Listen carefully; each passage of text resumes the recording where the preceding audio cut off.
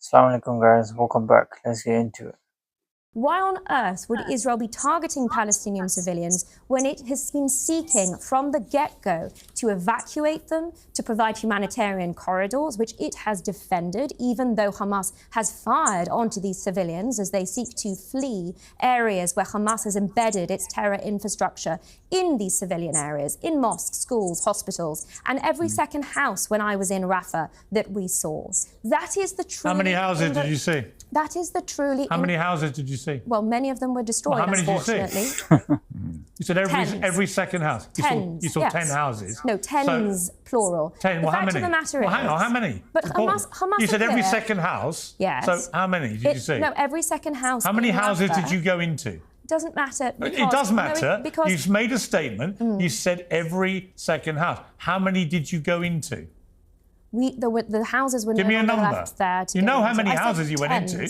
Tens. What? 10, 15, 20? Piers, you're missing the point here, I'm afraid. No, I know the point. The point is that Hamas... You've made a claim. I'm simply asking you to give me a number. Numbers are not your strong point. I know that. I beg your pardon? But I imagine you remember how many houses you went into. No, we saw destroyed houses in the Rafah area because Hamas has been using these houses as part of its terror infrastructure. How do you know? Because they make clear you just their said tactic. You went into them and you... No, I you never... Said, you Again, said, you're putting words in my mouth. If you would listen, I think things would be a lot clearer. Right. Hamas have so made you know clear... what was inside houses, even though you didn't go inside them and they're all obliterated. Well, you know I couldn't go inside them because they were booby-trapped by Hamas. You didn't go inside them and they were all destroyed. What I did but you knew they were all full of Hamas stuff. What I did see was drone footage that goes into... drone footage. That went into these houses that demonstrated... So you didn't go into the houses, you didn't see any Hamas stuff in there, but you saw drone footage later. That demonstrated how Hamas... Well, look, all right, Hamas make it very clear. You know, I'm sorry, it's just all flannel, isn't it? You always take Hamas's word for it, so listen to what they say. You wouldn't take your word for it. It sounds like a lot of old bullshit again. Well, Dave. Listen, Pierce, as I've dealt with this argument with Douglas Murray and now here today, this is about as serious as Dennis Rodman claiming that Kim Jong-un showed him a supermarket full of food. You know, I mean, I don't know what to say here. And it would be equally ridiculous if I went on some Hamas-sponsored tour and then came back telling you that everything they say is correct. Here's the bottom line. I have a much more clear, logical answer. The reason why two former Israeli prime ministers, including Omar, who is a right-winger, who was Sharon's guy. This is not as if this is some left-wing anti-war peacenik or something like that. The reason why two former Israeli prime ministers have come out and said that Israel is committing war crimes in Gaza is because Israel is committing war crimes in Gaza. The reason why Israel will not let journalists into Gaza is because Israel is committing war crimes in Gaza. And the reason why Israel is killing Palestinian civilians in Gaza and the reason why they're building up more settlements in the West Bank is because, as Smotrich has said, as Katz, the defense minister, has said this week, and as Benjamin Netanyahu has said for years and years and years,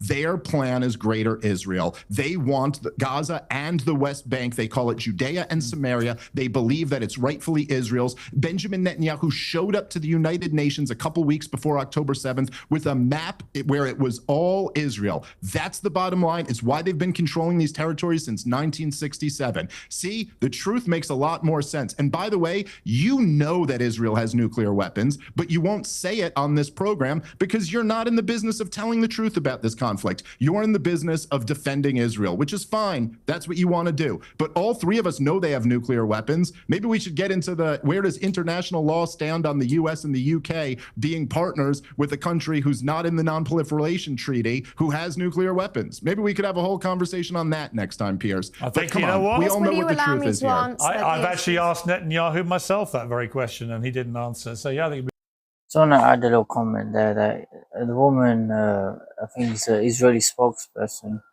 she claimed that every second house she went to had a tunnel or Hamas stuff or something. Then, obviously, when she got pressured by peers' questions, you know, how many houses did you really go into, you know? And she couldn't really answer. And she's like, tens plural and all that stuff. And it's funny. Then she admitted that she didn't go in. She saw a video footage, a drone footage. So she didn't go inside. She didn't look any Hamas stuff in there. So can you really take them seriously at this stage? You know, You just have to listen to what they say and use it against them. You know, I can't really. The proof is there, man. Be very interesting. Let's start with the situation in Gaza, if we may. I don't know about you, but for me, the situation has exponentially stepped up a level. The attrition of all these people over all this time, coming up for 2 years now, is one thing. But when people start falling down in the street dead from hunger, it's hard to see how this can be sustained, explained. It's hard to see how this can be allowed to continue. What's your take on it? Yeah, I mean, on Monday's Going Underground, we actually talked to a former Israeli intelligence agent, and he kind of smiles with the word genocide. I mean, I hope Audrey White, the Merseyside Pensioners Association person you referred to earlier in that amazing monologue, so befitting of today, which is the 100th birthday of Frantz Fanon, the great Martinique political philosopher who wrote Wretched of the Earth. It's not only the extermination of these 2 million people, it is the way anyone trying to show solidarity with those people are treated. I'm wearing a Bob Dylan T-shirt here. You can see it seems that especially speaking to you in England right now, there's something we can't even talk about right now because we'd face 14 years in prison for talking about a non-violent protest group. So it's incredibly difficult in these NATO countries that are arming Israel. I know that every day Sir Keir Starmer sends those flights to aid the genocide. But ironically, Mike Huckabee is a bit of a hero today, would you believe? When NATO countries are not destroying churches in Ukraine and persecuting Christians, and of course, one should say there's an 83-year-old Christian who was arrested in Parliament Square for talking about that non-violent protest group, considered a terrorist group. Mike Huckabee, Trump's ambassador to Israel, it appears, has suddenly understood, and he's a great believer in end times, that Israel are persecuting Christians, and he is suggesting that potential reciprocal visa restrictions for Israeli citizens seeking to enter the United States. Because suddenly, even Mike Huckabee realizes how Christians are spat on by these Israeli Zionists. And of course, symbolic of this week of the execution food camps, the Gaza Humanitarian Foundation execution centers, was that picture of the only Catholic church in Gaza being destroyed, lethal attack, killing two. Words fail us, but we must continually not be somehow desensitized by the violence that, thanks to Elon Musk, we can see on X and other non-censored platforms that we can see.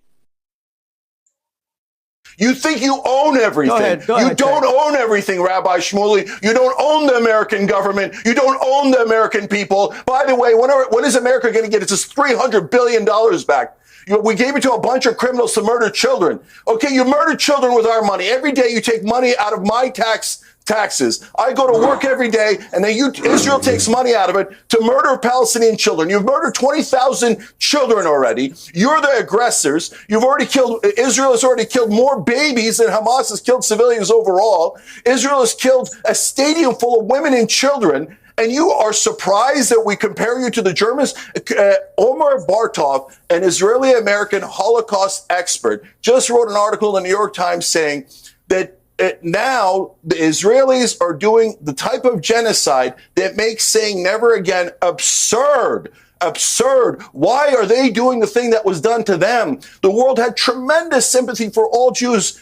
And I do, all decent human beings do. But what Israel is doing is lighting that sympathy on fire and saying, we get to murder, we get to kill, and you can't call us any names. We get to call all Muslims who fight back against us terrorists. We get to attack all of our neighbors. They attacked Syria again today. We get to break all the laws. We get to commit war crimes. And I'm telling you right now, just like the Germans, you do not have the right to commit war crimes, to commit a genocide, to kill all those children, and then hide and use as a shield. Oh, everybody's an anti-Semite, You're canceled. You don't get to say it. You've ruined your credibility. No, Israel has ruined its credibility. Israel is now one of the most monstrous states I have ever seen in my lifetime. They commit endless terrorism. They rob the American people of our money to rob Palestinians of their land. That is actually a stone cold fact. Okay. There's been another terrible loss of life in the south of the Gaza Strip, where Palestinians attempting to seek food have come under fire. We've seen videos of bodies being brought into the Nasser hospital, where one eyewitness accused the Israeli military of opening fire directly on the crowd of Palestinians who were attempting to get food. We spoke to the Israeli military, who told us that yes, their troops did use fire, but only as warning shots at so-called suspects who they said posed a threat to their troops. Meanwhile, medical sources in the Gaza Strip are once again raising the alarm about the hunger situation there.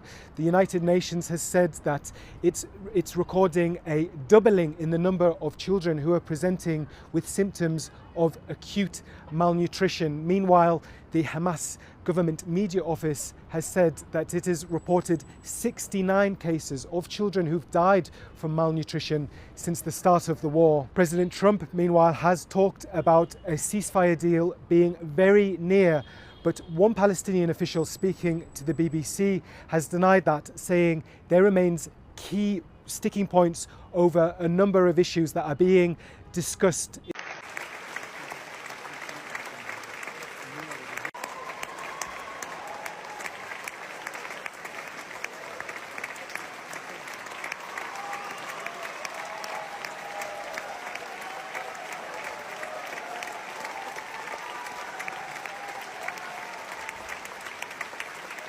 Alright guys, I'm gonna end the video there, and as you seen in the last scene, that gentleman was holding the Palestinian flag and someone tried to snatch it away from him.